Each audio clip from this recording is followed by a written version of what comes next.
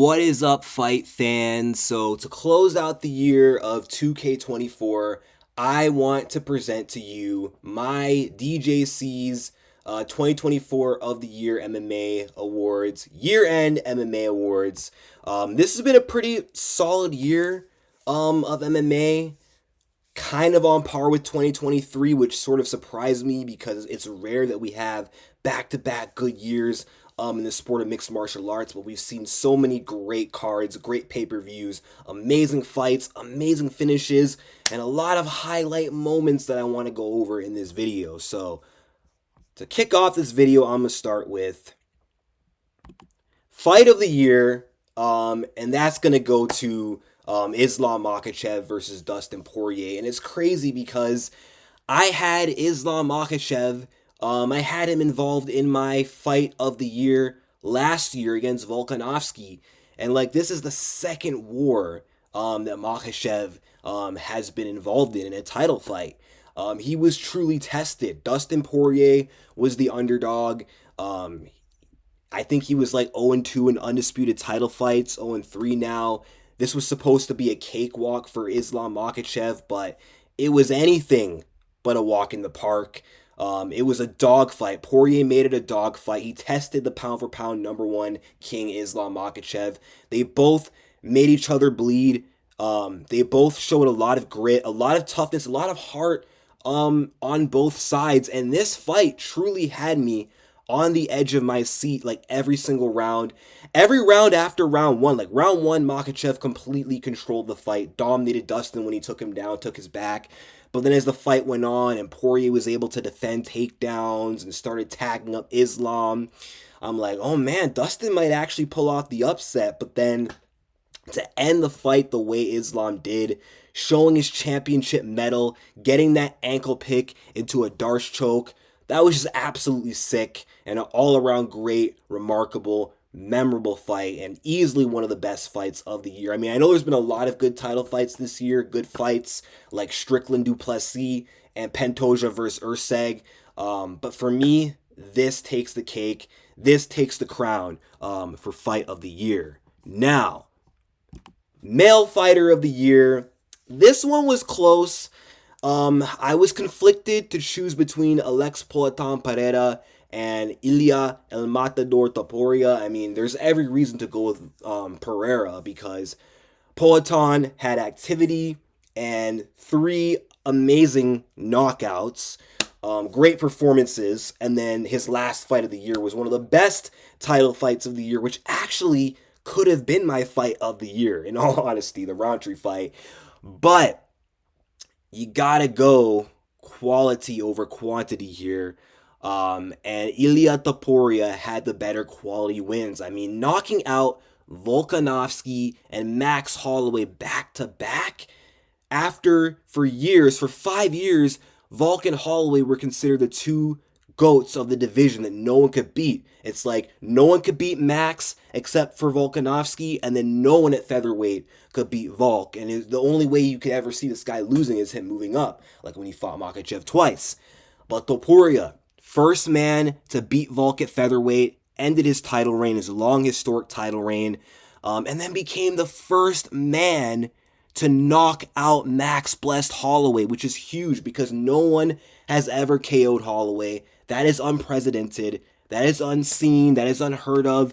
And it actually happened. So there's no way you can't award Ilia with male fighter of the year. Becoming the champion, backing up all that talk, and the resume this guy's put together in such a short amount of time, that's definitely my male fighter of the year. Sorry, Poatan, but gotta give it to El Matador. And WMMA fighter of the year. This one was kind of tough because not many of the big names in women's MMA were very active. I mean, 2022, it was easy. I picked Wei Li because she fought twice. KO, one of the best KOs of the year against Jędrzejczyk, and then won her title back in one of the best submissions of the year against Carla. And then 2023, it was easy because Grasso got one of the biggest upsets against Shevchenko and then defended her belt. Should have got away with a split decision win, but Mike Bell screwed her over, setting her up to lose the trilogy. And then Juliana Pena, I mean, she came back but only fought once. But speaking of Shevchenko Grasso, it pains me to say, ugh, ugh, ugh, I don't want to do this. I don't want to give Valentina that credit. I'm pissed that she absolutely dominated my girl Alexa Grasso and ruined her legacy, and proved that the first fight, I don't want to call it a fluke, forget it, but I don't know. Now fans can say the first one was a fluke and that Val was better, and that pisses me off. But unfortunately, female fighter of the year's got to go to Valentina Shevchenko. I mean, how can you not give it to her? Because she came back kind of against the odds. She wasn't favored to win the fight at all. And this was like a redemption story for Shevchenko. She had just lost the first fight via finish and then failed to get her belt back in the rematch, which I thought was a loss, a split decision loss, but Michael Bell gifted you that fourth round, Valentina, and then had to give Grasso the 10-8 so she could keep the belt. But I mean, she came back after arguably two straight losses. Honestly, I'm going to say three straight losses because I thought Santos beat her and she lost to Grasso and then lost to her again, in my opinion. And she just hadn't been looking great in the last few years. But this was like her first dominant vintage Shevchenko performance we've seen from her in a long, long time. She came back after a year layoff and an injury, to finally triumph over Alexa Grasso and regain her flyweight championship back, and also solidify her status as the best women's flyweight in the world and one of the greatest of all time, and got her pound for pound number one spot back in WMMA, in the UFC.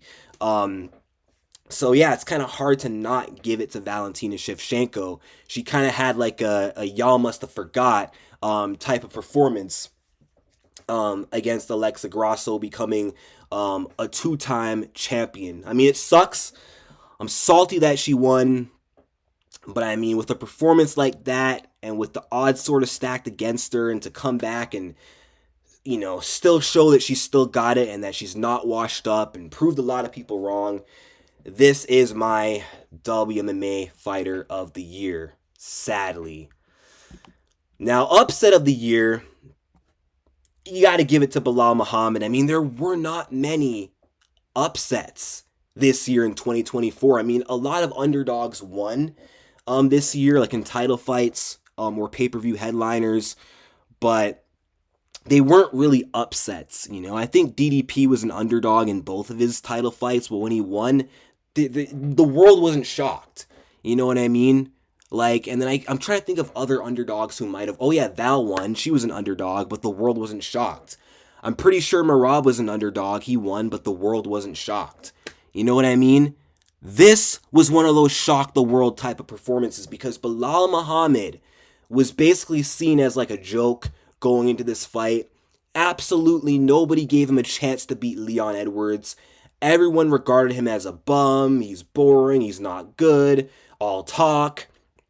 And Leon Edwards, Mr. Headshot Dead. I mean, he was the guy that upset Kamaru Usman, beat him twice, beat Colby Covington, beat two wrestlers back to back. So people thought, oh, okay, he stuffed takedowns of Colby and Usman. He should have no problem with the wrestling of Bilal. He's a better striker. And we've already seen what Leon did to Bilal in the first fight before the eye poke. He absolutely put on a masterclass in the striking on Bilal, until he poked him in the eye and made him cry.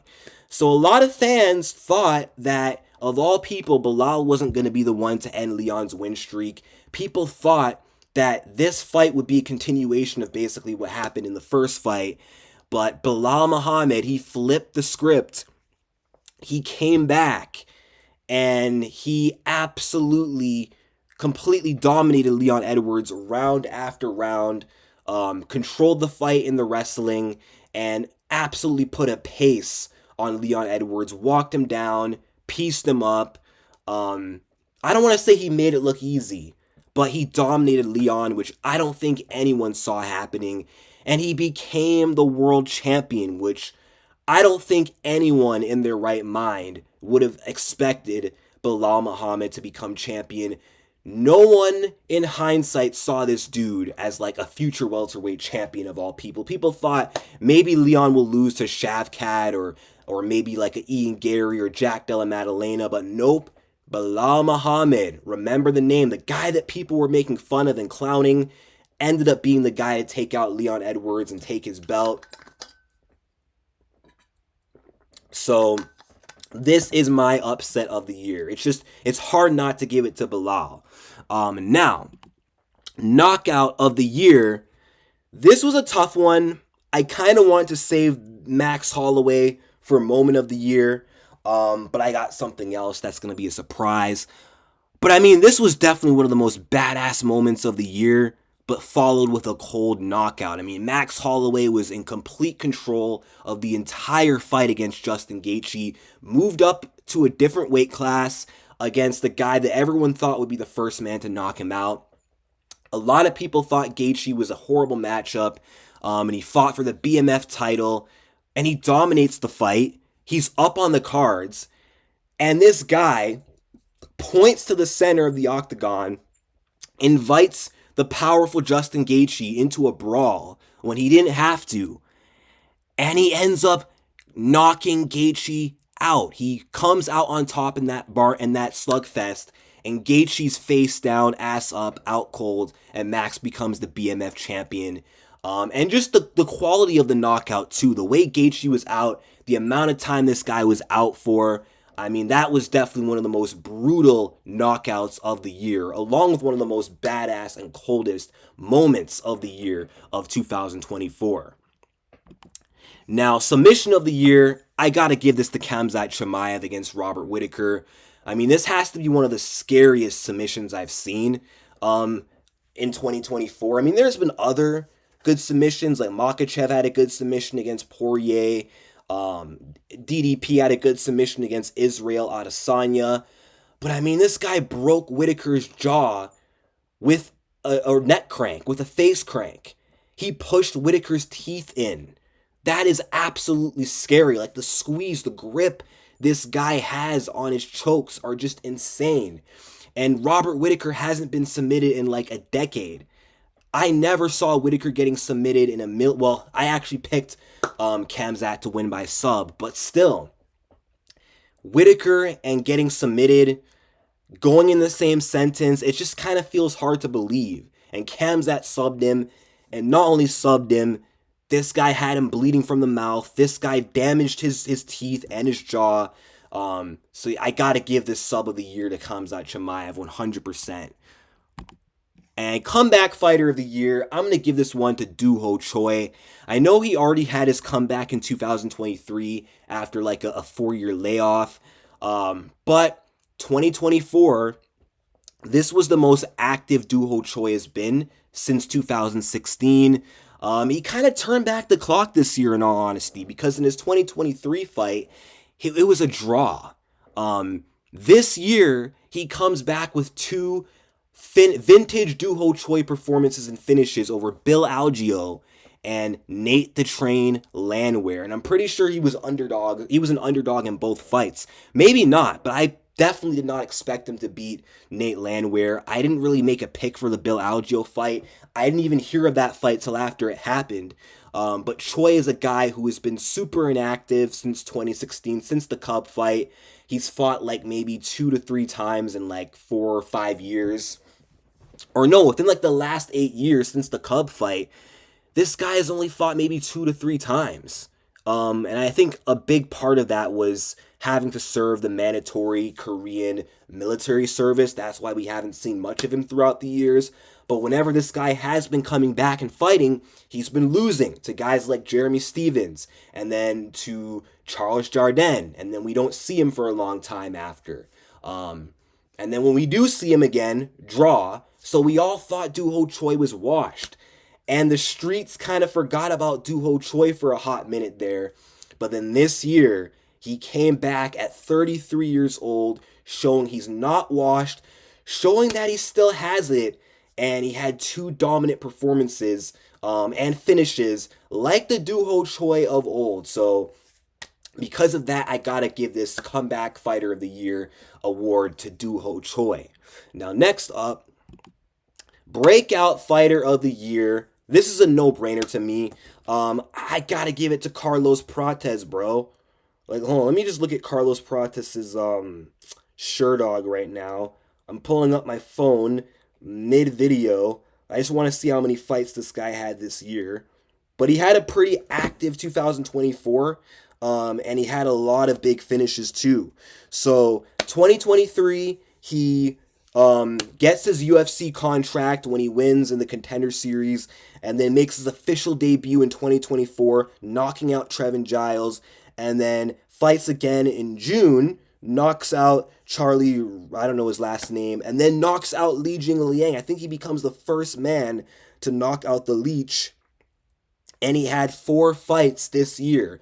Undefeated, 4-0, 4 knockouts. I mean, this is one of the best signings in UFC history. And I mean, Prates is easily one of the scariest guys in the welterweight roster right now. One of the best strikers. He's kind of like a mini Alex Pereira. The way he's able to just graze you with that left hook and then put you out cold. I mean, he's literally like a 170 Alex Pereira. Like, you gotta watch this guy's fights to know what I'm talking about, which I'm pretty sure you've seen this guy fight. But yeah, definitely Breakout Fighter of the Year. I don't know why people were going with Joaquin Buckley when he's literally been in the UFC for 4 years. He's not Breakout Fighter of the Year. What he is Most Improved Fighter of the Year. I got to give that to Joaquin Buckley, because this guy went from being like 5-4 in the welterweight division, and I think, or no, sorry, 5-4, 5-4 in middleweight.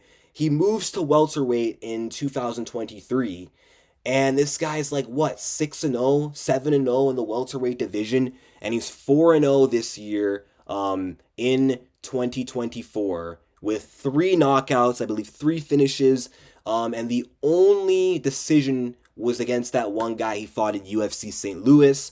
But I mean, he had his sort of breakthrough career win against a ranked Vicente Luque, finally cracking the rankings in his UFC career for the first time ever. And following that, he gets one of his biggest tests in Stephen Wonderboy Thompson, becomes the first man to knock him out in like 5 years. No one's knocked out Wonderboy since Anthony Pettis, which was a fluke. This knockout wasn't a fluke. And then he closed out the year, beating the crap out of Colby Chaos Covington. And now he's like, what, top 5? After a 4-year UFC career where he was sort of like, he was kind of like almost like the failed prospect at middleweight, sort of like a journeyman. But once he transitioned to 170, this guy has looked unstoppable. And he went from being Kevin Holland's son and getting knocked out by Alessio Di Chirico and, you know, losing to... who else this guy lost to? Oh yeah, Nazardine Imavov and Chris Curtis. He went from all those losses to now being talked about basically as a potential title challenger come 2025. So for me, this is a no-brainer for Most Improved Fighter of 2024. Now, Event of the Year, this is a no-brainer. It's UFC 300. Now, this year we've had a lot of good events, like a lot of stacked pay-per-views. We had UFC 298, UFC 299, and UFC 300 back-to-back. And then also UFC 308, how can we forget? And UFC 310 was also pretty good. That was also a stacked card. But UFC 300, that takes the crown for me because this card was stacked from the early prelims all the way to the main card. I mean, we kicked off the prelims we kicked off this entire card with Cody Garbrandt versus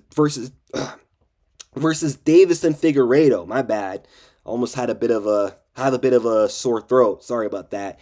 We kicked off the year with we kicked off the pay-per-view with 2 former champs, Figueiredo versus Garbrandt, which this had the entire arena full. Usually to start pay-per-views, the arenas are half empty, but because they started like this card off great early, it had a full audience from the beginning. And we also had Miller versus Green, Andrade versus Rodriguez, Turner versus Moicano, and then also Youssef versus Lopez. We saw the debut of Kayla Harrison, which was huge for UFC 300. Aljamain Sterling with his featherweight debut, where he absolutely dominated Calvin Kattar, making an absolute statement. Yuri Prohaska with his bounce back win against Alexander Rakic. I mean, these prelims were amazing. Like, this is the first ever card and pay per view in general where I've literally tuned into every single fight. Usually, I always skip the early prelims. I'll watch like part of like the ESPN prelims because usually there's like a good like prelims headliner, but mainly it's the main card I always tune into and watch from start to finish. But this is the first and only card that I've ever watched from start to finish because of how good the quality of this pay-per-view was, and then you also had Skip Bo Nickel, no one cares about that spoiled brat. Oliveira versus Sarukian, which was a pretty good fight. Oliveira having some scary moments where he nearly submitted Armin, but Armin being able to survive and sort of breaking through as like that next title challenger and sort of new star moving forward at the lightweight division. And then Max Blessed Holloway with his badass moment in that BMF fight against Gaethje, where he dominates, points to the center at the end, and then KOs him. Zhang Wei Li showing that, she's the best per usual. And then we literally ended the night with a highlight reel Alex Poatan Pereira KO, with also a very badass moment where this guy like tells the ref, let me cook, and then chins Jamal Hill with a brutal left hook and brutal ground and pound. This is easily my favorite event of the year. And I haven't even rewatched this yet, but I gotta get to rewatching UFC 300 from start to finish just to relive that nostalgia because this card was amazing. It lived up to the hype. For me, this tops UFC 200 and UFC 100.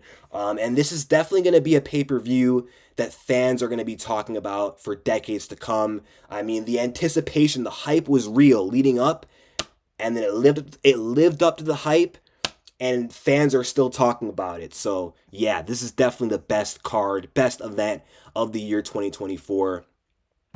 And then moment of the year, I was going to give it to Max Holloway. I just mentioned this previously, but I'm going to give this to Alex Poatan Pereira because this has to be one of the coldest, most badass, most funniest moments of the year. Alex Pereira gets kicked in the nuts by Jamal Hill. Jamal claims it was above the belt, but whatever. And then the ref tries to pause the action.